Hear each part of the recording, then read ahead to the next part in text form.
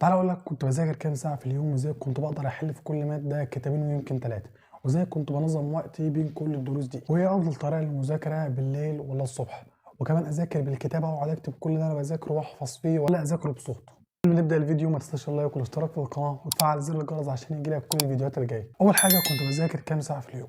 بُص شوية حاجات لازم تكون عارفها ألا وهي إن أنت في ثانوية عامة معظم وقتك أصلًا بيكون المفروض إن هو مذاكرة، ليه؟ لإن هي سنة، يعني أنت لازم تشد حيلك فيها كده على الآخر وتكون مخلّي معظم وقتك مذاكرة، مش لعب، مش ترفيه. فأنت مثلًا ما تجيش تقول لي إيه، هو أنا باذاكر 3، 4 ساعات في اليوم، ما هو على حسب ال3، 4 ساعات دول مثلًا بيقضّوا فعلًا اللي أنت بتاخده والّا لأ؟ ممكن اللي أنت بتاخده فعلًا محتاج 10 ساعات يخلص فيها، فبالتالي أنت المفروض إن أنت تقعد تذاكر 10 ساعات عشان تخلّص كل اللي وراك ده. فما فيش حاجة ثابتة اسمها كنت باذاكر كام ساعة في اليوم.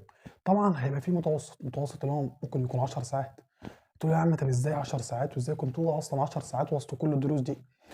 بُص ببساطة تنظيم الوقت عامل مهم جدًا، جدًا، جدًا ليك في ثانوية عامة، وكمان حتّة إن أنت تنظّم وقتك اللي هو أنا أنام الساعة كذا وأصحى الساعة كذا دي نادر أوي، يعني قليل أوي اللي بيعملها وأنت غالبًا مش هتعرف تعملها، فاهم؟ فأنت ريّح دماغك وما تحاولش إيه تقول أنا هانام الساعة كذا واصحى الساعة كذا ولو ما صحيتش هتصحى مش هاذاكر وكل البتنجان ده كلّه، لأ.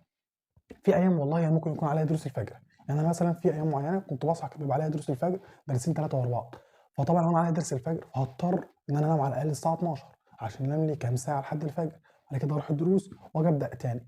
في أيام تانية كنت أنا باسهر فيها لإن أنا مش عليّا إيه، تاني يوم دروس. ولكن بُص خلّيني أقول لك كده إيه، الأيام اللي أنا كان عليّا دروس كنت باعمل فيها إيه، والأيام اللي مش عليّا دروس فيها كنت باعمل إيه. أنا والله في أيام معيّنة كان بيبقى عليّا فيها دروس الصبح بدري، كنت خلاص أصحى أصلّي الفجر، بابدأ يومي من الفجر. آجي بعد كده أروح الدرس أو الدرسين اللي عليّا، جيت خلاص باقعد كده أفطر، أقعد نُص ساعة بالكتير والّا حاجة وأبدأ مذاكرة.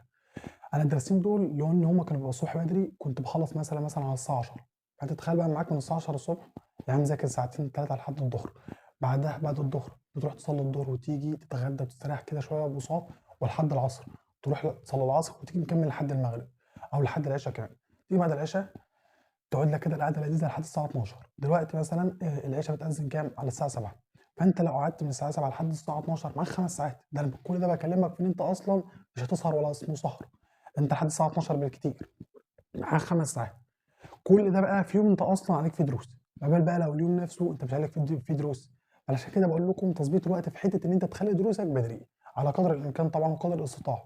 طيب يا عم الأيام اللي أنا ما كانش عليّا فيها دروس كنت باعمل إيه؟ برضه كنت باصحى الفجر.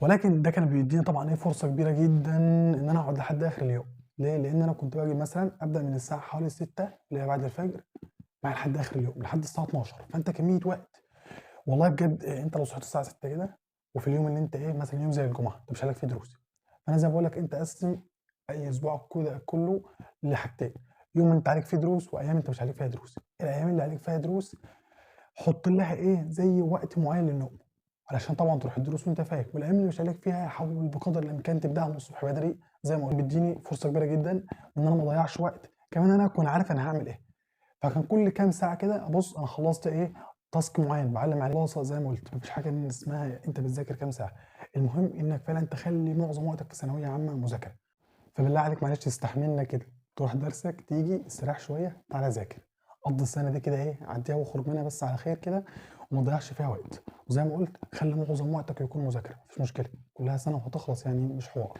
كنت باحل كام بقى كتاب في كل مادة، وهل فعلًا لازم علشان أدخل مادة وأجيب فيها درجة كويسة في امتحان آخر السنة إن أنا أكون حالل على الأقل في كل مادة 3 كُتب؟ لأ طبعًا، وكمان برضه حتّة الكُتب دي ما لهاش range معيّن ولا تحديد معيّن، ليه؟ هاقول لك دلوقتي على مواد معيّنة والله بجد أنت لو حليت فيها كتاب واحد، الكتاب ده كفيل فعلًا لو أنت حلّه بفهم تدخل فعلًا تجيب درجة كويسة جدًا آخر السنة.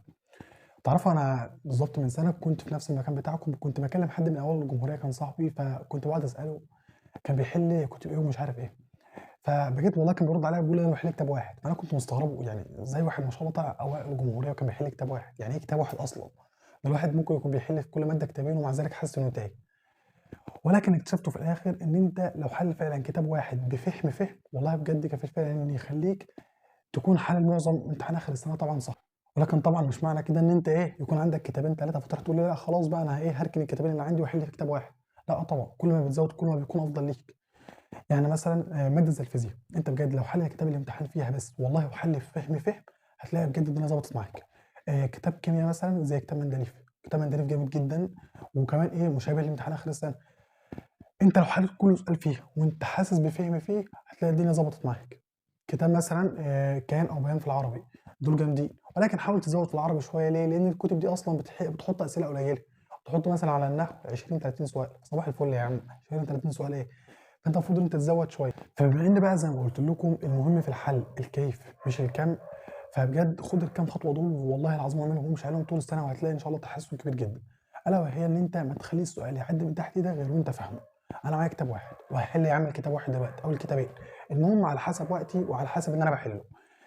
ولكن ما اجيش في الاخر اكون سؤال حليته في الكتاب وفي الاخر يجي لي شيء واحد شبهه وما اعرفش احله. لا طبعا هو ده بقى النقطه ايه الغلط. انت دلوقتي مثلا فتحت كتابك ذاكرت وخلاص بتحل، دي بعد انت ما حليت لقيت فيه اسئله كتير انت غلطت فيها. الاسئله دي اوعى تسيبها. الاسئله دي خش على اليوتيوب كده واعرف كل سؤال انت غلطت فيه ليه، وعلم عليه. علم عليه واكتب خطواته، ما تعديهوش من تحت ايدك زي ما قلت غير ما انت فعلا تكون فاهمه جدا جدا جدا جدا.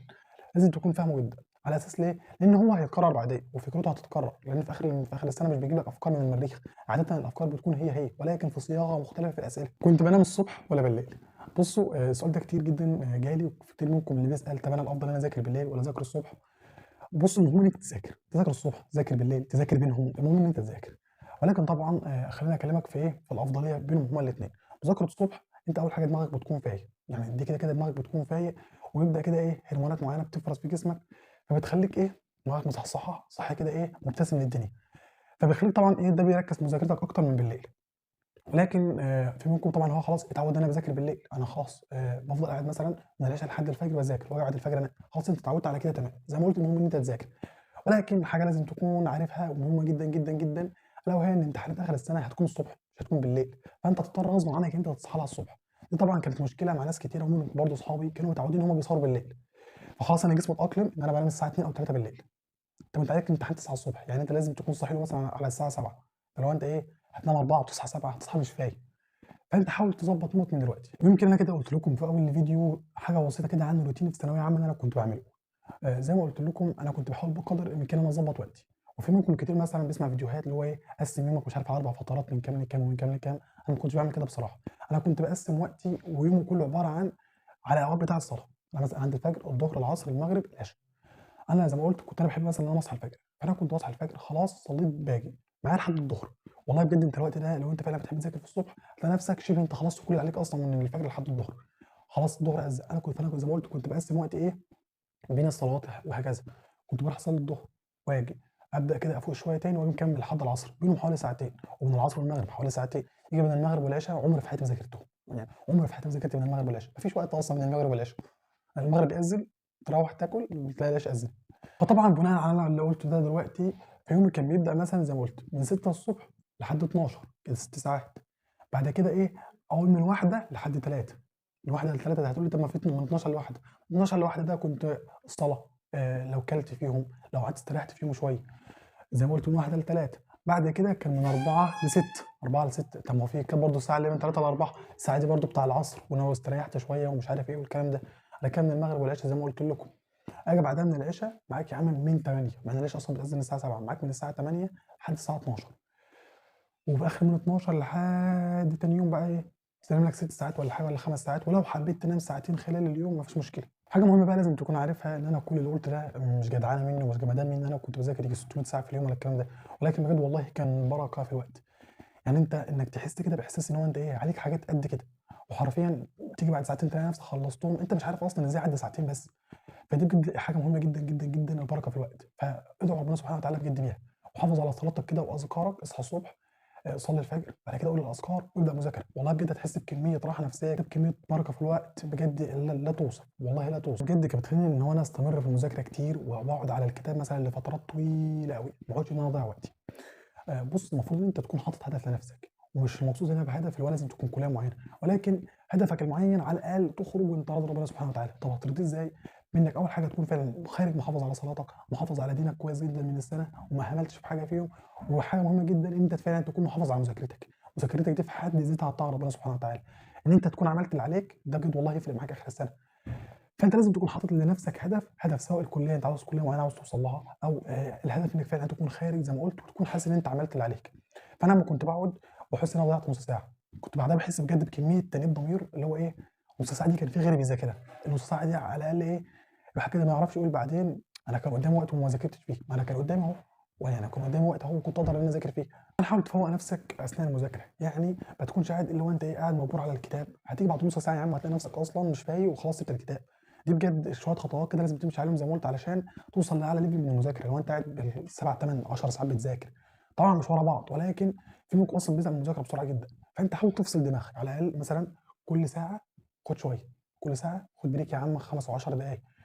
وخلال الساعه دي انت اعمل حاجات برضو تفوقك وانت بتذاكر، زي انك تحط مثلا جنبك كوبايه ميه كل شويه تشرب منها، تحط جنبك اي سناكس كده جنبك.